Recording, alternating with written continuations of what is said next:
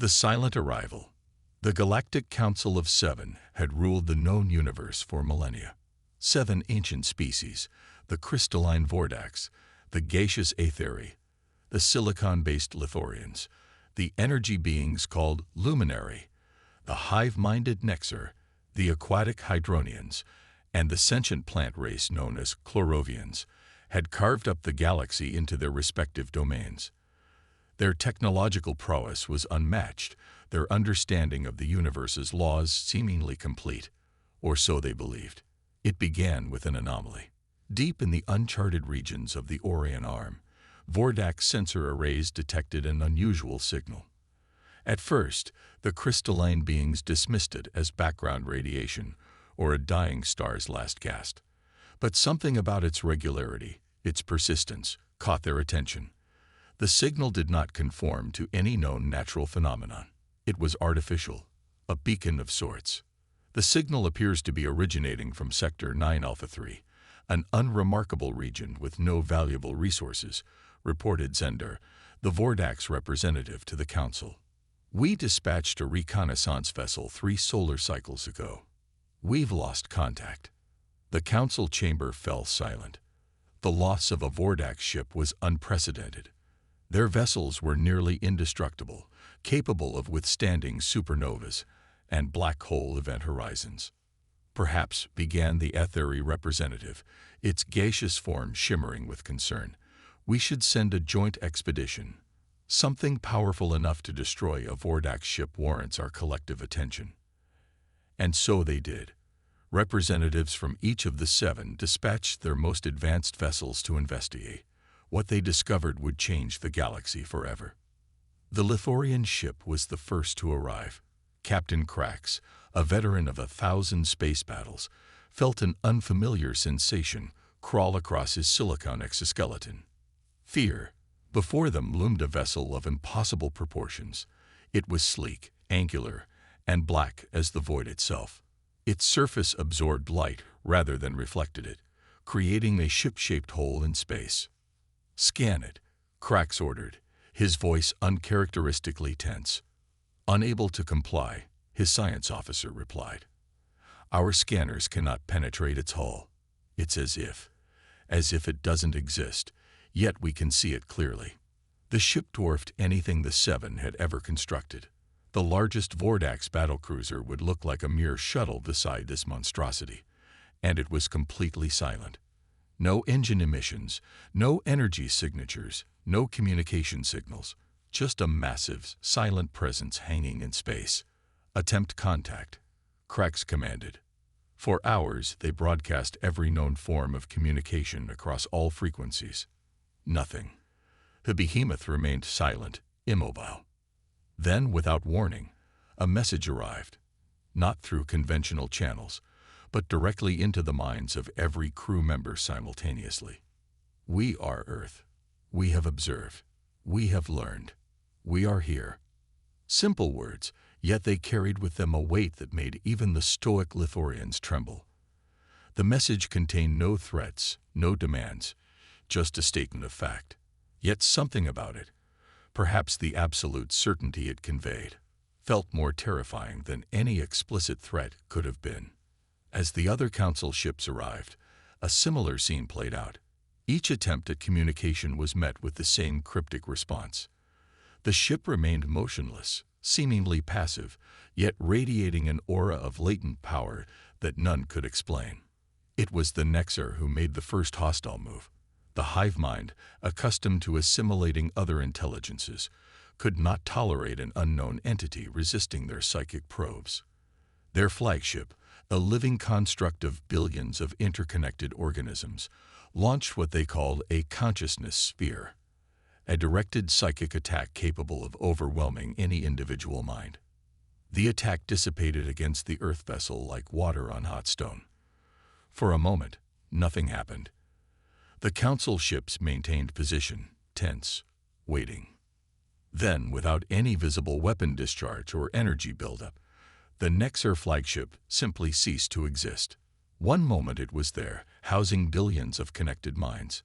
The next, empty space, not destroyed, erased. No debris, no radiation, no aftermath. Just gone. Panic ensued. The remaining Council vessels retreated to a safe distance, their commanders shaken to their core. Whatever technology the Earth vessel possessed, it defied all understanding. It didn't destroy, it unmade. "We must inform the Council," the luminary captain declared, its energy form flickering with distress. "This threat exceeds our individual capabilities." Back in the Grand Council chamber, representatives of the Seven struggled to comprehend what they were facing. For the first time in recorded history, they encountered a power they could neither understand nor counter. "What do we know of this Earth?" demanded the Chlorovian elder, its leafy appendages trembling. "Nothing," replied Zender of the Vordax. "No such civilization exists in our records. They appear to have emerged from complete obscurity with technology that surpasses our own." "Impossible," thundered the Hydronia delegate. "We have catalogued every star system, every potential life-bearing world. We would have detected them." "Evidently not," the Etheri representative countered. "And now they possess a weapon capable of erasing a Nexer flagship from existence." While the Council debated, the situation escalated. 3 more Earth vessels materialized near major trade hubs, their appearance just as sudden and inexplicable as the first. They made no aggressive moves, simply maintaining position, observing. Yet their presence alone was enough to throw the galaxy's carefully balanced economy into chaos. Trade routes were abandoned. Colony worlds called for protection. Military forces were mobilized. All while the Earth ships remained silent observers, neither threatening nor communicating beyond their initial statement. "We must demonstrate that we will not be intimidated," declared the Lithorian representative. "I propose a show of force. Combined fleet action against the original vessel." It was a desperate move, but one the Council felt necessary. The Seven had never united their military might before. Each civilization alone could devastate entire star systems. Together, they believed themselves unstoppable. They were wrong. The combined fleet, thousands of the most advanced warships in the galaxy, approached the Earth vessel in formation. A final warning was transmitted: withdraw or be destroyed. The response came as before, directly into the minds of every being in the fleet. "We are Earth. We have observed. We have learned. We are here." The fleet opened fire. Planet-destroying weapons, reality-warping technologies, fundamental force manipulators, the finest instruments of destruction, the Seven had developed over thousands of years of warfare and competition. All of it useless. The Earth vessel absorbed every attack without visible effect. The barrage continued for hours, the fleet expending enough firepower to shatter a solar system. The Earth ship remained untouched, unmoved. Then it responded. A wave of something emanated from the vessel. Not energy in any conventional sense. It was as if reality itself rippled outward. Every ship it touched simply vanished, erased from existence as the Nexer flagship had been. The wave expanded, accelerated. Within minutes, the entire combined fleet, the greatest concentration of military power the galaxy had ever seen, was gone. 5 trillion sentient beings, erased in an instant. News of the catastrophe spread across the galaxy at faster-than-light speeds. Panic became terror. Civilizations that had stood for millions of years faced an enemy they could not comprehend, let alone defeat. And still, the Earth ships made no demands. They simply watched, silent and implacable, their very existence a threat greater than any explicit declaration of war could have been. "They could have destroyed us already," the Etheri representative observed in the emergency council session that followed. "Yet they haven't. They've only responded when attacked." "What do they want?" asked the Hydronia delegate. If conquest was their goal, why this slow, methodical approach? "Perhaps," suggested the luminary, its energy form dimmed with dread, "they are studying us, learning our weaknesses before they strike. Or maybe," the Chlorovian elder said softly, They are giving us a chance to learn ours. The reckoning. Fear makes for strange alliances. Species that had been enemies since the dawn of their civilizations now found common cause. The Seven expanded their council, inviting representatives from every spacefaring race. A galactic alliance formed with a single purpose: survival against the Earth threat. But what was Earth? Where had they come from?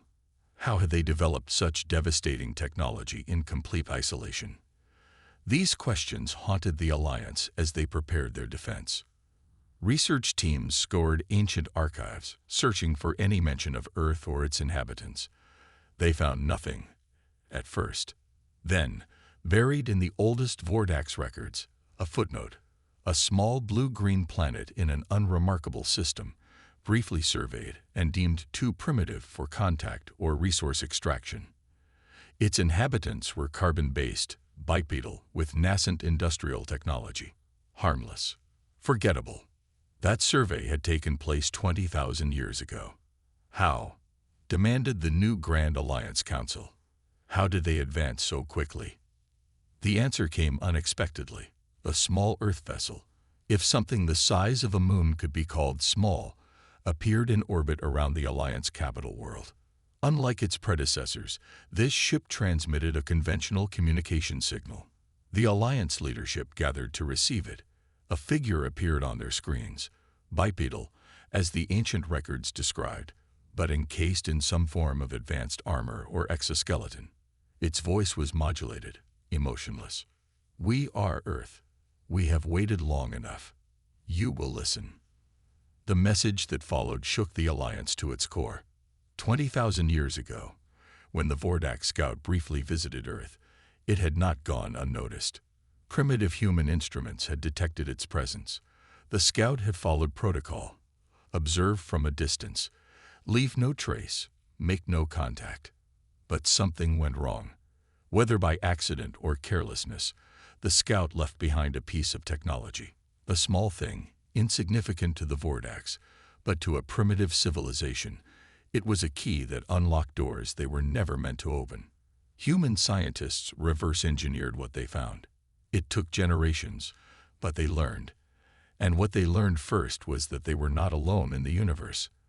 The second thing they learned was that the universe was filled with civilizations far more advanced than their own. Instead of despair, this knowledge ignited something in humanity: determination. If they were to survive in a galaxy of giants, they needed to become giants themselves. And so Earth unified, pooling its resources, focusing all its creativity and innovation on a single goal: advancement. They built their first interstellar probe in secret, sent it out beyond their solar system to observe and learn. It discovered evidence of the Seven's domain: vast civilizations spanning thousands of worlds. Civilizations that might one day turn their gaze toward Earth. So humanity accelerated their plans. They developed technologies in isolation, following paths the Seven had never explored. While the established civilizations refined their existing technologies, humans invented entirely new ones. They discovered principles of existence the Seven had never considered. They learned to manipulate reality at its most fundamental level. And they built ships, massive, powerful vessels designed not just for exploration, but for survival in a potentially hostile galaxy. "We watched you for centuries," the Earth representative continued. "We learned your languages, studied your cultures, observed your conflicts. We prepared for the day you would discover us, expecting the worst." The revelation stunned the Alliance. All this time, while they had believed themselves the masters of the galaxy, an unknown civilization had been watching, learning, preparing. "And now?" asked the Aetheri representative, its gaseous form trembling. "Now we reveal ourselves on our terms, not yours," the Earth representative replied. "We come not as conquerors, but as equals. We will no longer hide in the shadows of your civilizations." The Alliance Council exchanged glances. Was this a peace offering? After demonstrating such devastating power, were the humans extending an olive branch?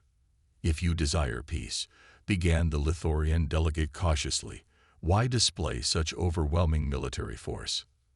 The Earth representative's reply was cold, pragmatic. Because without it, you would never have accepted us as equals.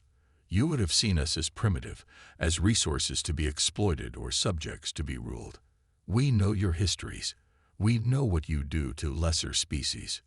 It was true. The Seven had not built their domains through peaceful coexistence. Countless civilizations had been subjugated, exploited, or eliminated over the millennia. "What are your terms?" asked the Chlorovian elder, practical even in the face of existential threat. "Recognition, respect, a seat at your council, access to your trade networks, and acknowledgement of Earth's space as sovereign and inviolable." The demands were reasonable, surprisingly so. No reparations for past injustices, no territorial concessions, no humiliating surrenders, just a place at the table and the right to be left alone. The Alliance debated briefly before agreeing. What choice did they have? The demonstration of Earth's power had made it clear that resistance was not merely futile but suicidal. But not all accepted this new reality. The Nexar, still reeling from the loss of their flagship and billions of connected minds, sought revenge. In secret, they gathered their remaining forces for one desperate assault on Earth itself. They never reached their target. The Earth defense grid detected them while they were still light years away. This time, there was no dramatic erasing. Instead, every Nexar ship simply found itself back where it had started, as if it had never moved at all. The message was clear. Earth could not even be approached without permission. In the cycles that followed, a tense peace settled over the galaxy. Earth representatives joined the Council, bringing with them perspectives and ideas that challenged thousands of years of established thinking. Their technologies, some of them, the least dangerous ones, gradually integrated into galactic society.